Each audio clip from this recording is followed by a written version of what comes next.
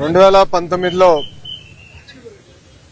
Telugu Desam party ఆనాడు ఓడిపోయినప్పుడు కావాలని తప్పుడు వార్తలు రాసి వ్యక్తిగతంగా నన్ను డిఫేమ్ చేయాలని ఆనాడు నా ఫోటో పెట్టి కింద క్యారికేచర్ పెట్టి ఏకంగా నేను విశాఖపట్నానికి వచ్చినప్పుడు 5 సంవత్సరాల్లో లాంజ్లో స్నాక్స్ కి సుమారుగా 25 లక్షల రూపాయలు ఖర్చు పెట్టానని ఒక టైటిల్ పెడతాం జరిగింది.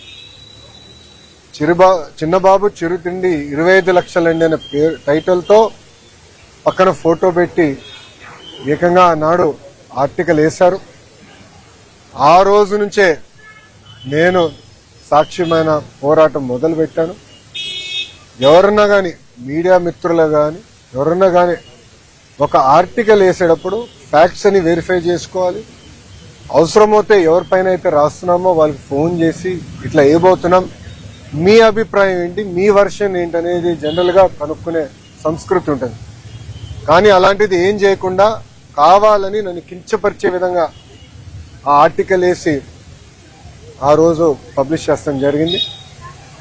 దానిపైన నేను సుమారుగా గత 6 సంవత్సరాలుగా నేను పోరాడుతున్నాను. ఇది 7వసారి నేను ఈ కేసు పైన విశాఖపట్నానికి వస్తాం.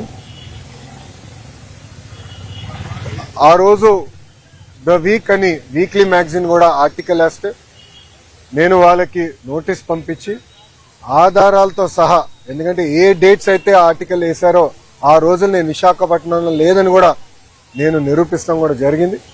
అది తెలుసుకుని వాళ్ళు ఏకంగా రిజైండర్ వేసి క్షమాపణ కూడా కోరటం జరిగింది. నేను గతంలోనే చెప్పాను, 2014 నుంచి 19 కానివ్వండి, ఇప్పుడు కూడా అంటే గడిచిన 18 నెలలు కానివ్వండి, నేను విశాఖపట్నానికి వచ్చినప్పుడు ప్రభుత్వం నుంచి టికెట్ తీసుకోవట్లేదు, ప్రభుత్వ గెస్ట్ హౌస్లో నేను ఉండట్లేదు. నేను వాడే వాహనాలు 2 వాహనాలు కూడా ప్రభుత్వ వాహనాలు కాదు. ఆ డీజిల్ ఖర్చు కూడా నాదే. నేను తాగే వాటర్ బాటిల్ కానీ చివరికి కాఫీ కూడా ఎయిర్పోర్ట్ లో లాంజ్ లో ఒక 5 నిమిషాలు నాయకులు మాట్లాడాలంటే లాంజ్ లో కాఫీ పౌడర్, వాటర్, చివరికి మగ్గు కూడా నాదే. ఎందుకంటే నాకు ఇది మా తల్లి నాకు నేర్పించిన సంస్కృతి. మనం ప్రజాస్వామ్యంలో ఉన్నాం. ప్రజలకు పవిత్రమైన బాధ్యత మనకు పెట్టారు. వాళ్ళ ఏ నమ్మకంతో అయితే మనకు గెలిపించారో ఆ నమ్మకం నిలబెట్టుకోవాల్సిన బాధ్యత మనందరిపైన ఉంటుంది. ఏమున్నా ఖర్చులు కుటుంబం పరంగా మేము బనాయిస్తాం. నేను గతంలోనే చెప్పాను, ఇంట్లో అమ్మ బ్రహ్మని సంపాదిస్తే బాబు గారు నేను ఖర్చు పెడుతున్నాను అని. మా క్రెడిట్ కార్డు బిల్లు కూడా వాళ్ళే కడతాం జరుగుతుంది. సో ఒక పారదర్శకంగా నిలబడాలన్న ఆలోచనతో మేము చేస్తున్నాం.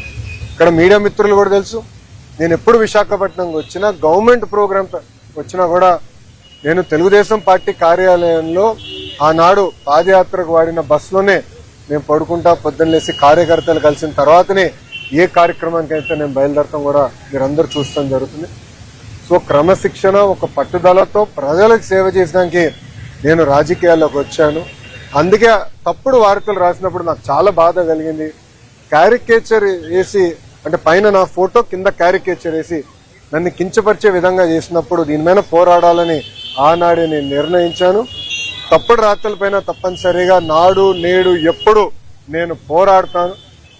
2 కాదు, 3 కాదు, 5 కాదు, ఇంకో సంవత్సరం ఎక్కువ పెట్టినా న్యాయం నా వైపు ఉందని నేను బలంగా నమ్ముతున్నాను. నేను గెలుస్తానని కూడా నేను నమ్ముతున్నాను. ఎందుకంటే నేను ఏనాడు తప్పు చేయని వ్యక్తి, నేను చేయబోను కూడా. సో ఇప్పుడు మీడియా మిత్రులు కానీ ప్రశ్న ఉంటే దానికి సమాధానం చెప్పేదాన్ని నేను సిద్ధం.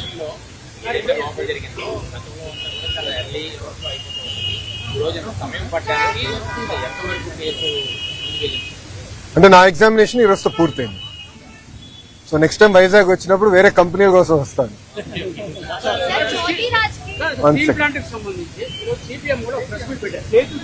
విశాఖ ఎకనామిక్ రీజన్ సంబంధించి 2500 ఎకరాలు స్టీల్ ప్లాంట్ తీసుకుంటామని అంటున్నారు. ఎవరన్నారండి? ఒక్క నిమిషం సార్, ఒక్క నిమిషం. 2500 ఎకరాలు విశాఖ ఎకనామిక్ రీజన్ కోసం తీసుకుంటున్నారు స్టీల్ ప్లాంట్. ఆల్రెడీ 1100 ఎకరాలు సేల్కి ఇచ్చారు, వాళ్ళు వాడలేదు. దాదాపు 3000 ఎకరాలు తీసుకుంటారు. ఇది ఏ ప్రాతిపదిక కోసం తీసుకున్నారో ఆ భూమి తలకి మెయిన్ తలకి ఓట్లు డైవర్ట్ అవుతుందని వారు ఆరోపిస్తున్నారు. దాని ప్రభుత్వం తలకి మెయిన్ ఆరోపణ. మీరే అంటున్నారు ఆరోపణ, ఇంకా సమాధానం చెప్పాలా? బాస్ ఒక్క నిమిషం, ఎవరైనా స్టేట్మెంట్ ఇచ్చారా? మంత్రి కానివ్వండి, అంటే గౌరవ ముఖ్యమంత్రి గారు కానివ్వండి, గౌరవ ఉప ముఖ్యమంత్రి గారు కానివ్వండి, ప్రభుత్వం సంబంధించిన అంటే ఎన్డీఏ ప్రభుత్వానికి సంబంధించిన ఎవరైనా స్టేట్మెంట్ ఇచ్చారా? ఫలానా భూమి 14,000 కోట్ల రూపాయలు కేంద్ర ప్రభుత్వం, రాష్ట్ర ప్రభుత్వం విశాఖ ఉక్కుని కాపాడేదానికి మేము ఇన్ఫ్యూజ్ చేశాం. ఈరోజు విశాఖ ఉక్కు 3rd మన బాయిలర్ ఏదైతే ఉందో అది కూడా మేము యాక్టివేట్ చేశాము. ఫుల్ ప్రొడక్షన్ కి మేము తీసుకొచ్చాము. గతంలో కూడా ఇలాంటి పరిస్థితి వస్తే ఆనాడు వాజ్పేయి గారు, చంద్రబాబు నాయుడు గారు కలిసి విశాఖ ఉక్కుని కాపాడారు. ఈ రోజు మోడీ గారు, చంద్రబాబు నాయుడు గారు కలిసి మళ్ళీ విశాఖ ఉక్కుని కాపాడుతున్నారు. సో అపోహలు ఏం అవసరం లేదు. విశాఖ ఉక్కుని ప్రైవేటీకరణ జరగదు, జరగనీయం. కానీ విశాఖ ఉక్కు ప్రాఫిట్ లో నడవాలని మేము అందరం కోరుకుంటున్నాం. ఎందుకంటే పదే పదే బెయిల్అవుట్లు ఇస్తాం కరెక్ట్ కాదు.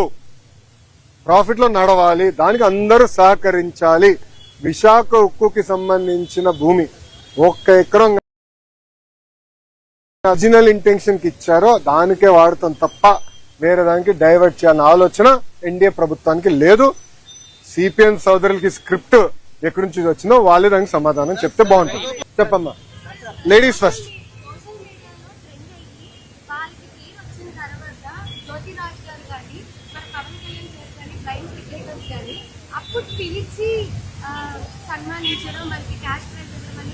అవునమ్మా,